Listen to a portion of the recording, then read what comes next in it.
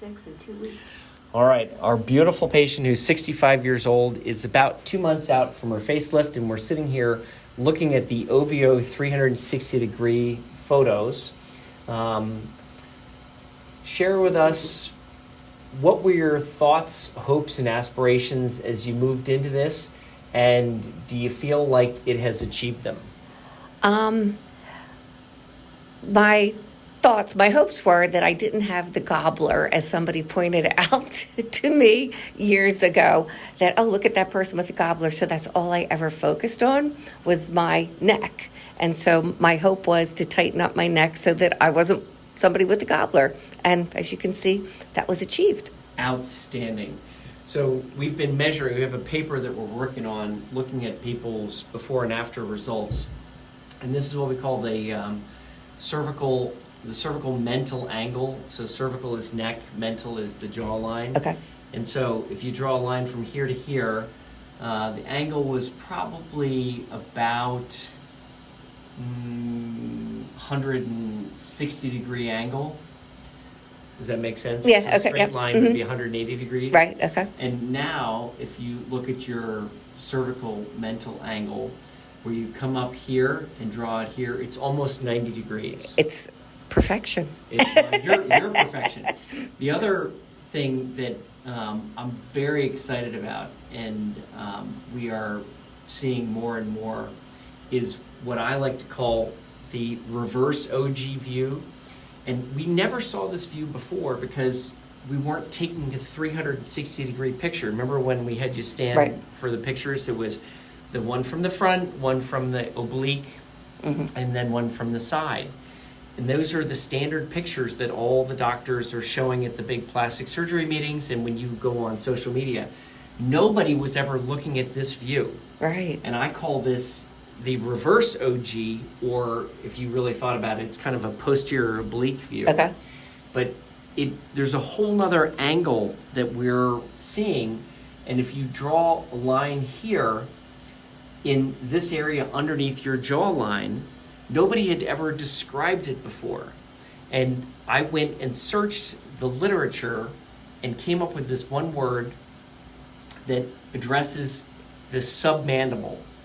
And it's a Dutch word, and it's OnderKaak, OnderKaak. Okay.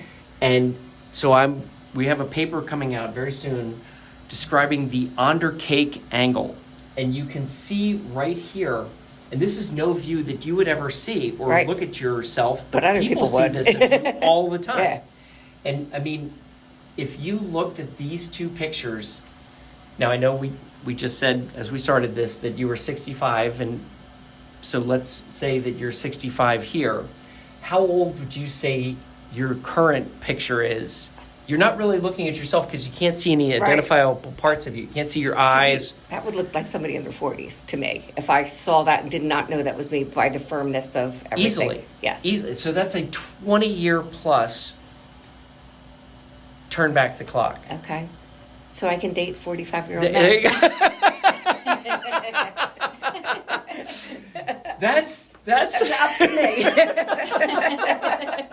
Have they grown up yet by then? I can't help you with are they grown up yet by then, but you definitely you're sporting the 45-year-old face. Face against the arms. That is just so fantastic.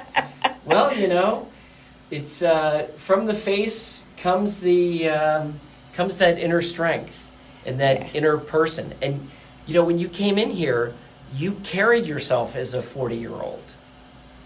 Yeah, I work hard at it. Yeah. I mean, you just have to work hard at it. So, and that is one thing that's important to me, to stay, physically fit. Yeah. And it's an effort. And so I didn't feel like my face was matching what I was doing for the rest of me.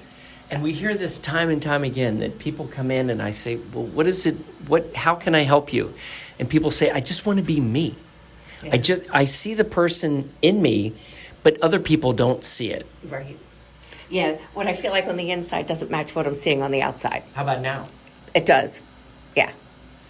Look at this view. We're now looking at the opposite side, the left side, and it looks just as equally as unbelievably Well, gorgeous. and the other thing that I'm really happy about, because I play so much golf and I do put my hair in a ponytail, that looks good from behind. And that's very true. Yeah. That's an almost imperceptible scar right Yes, there. yeah, and I'm 6.5 weeks out. Yeah.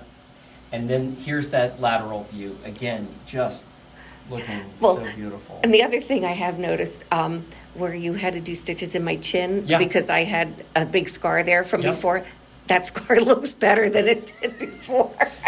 I fell off a bike as a kid. I remember you telling me, because I was getting ready to operate. I'm like, did you have a scar down here? Yeah, a big one. That is It looks fantastic. very clean and nice now. So. Well, I guess this leads me with only my last question, and I'd like to ask everybody, and that is this something you'd recommend to a friend? I would absolutely recommend it to a friend, but I would be very clear about that it was more major surgery than I did enough homework for, so that people understood completely what they were getting into, and any major surgery takes longer to recover from than I think you anticipate.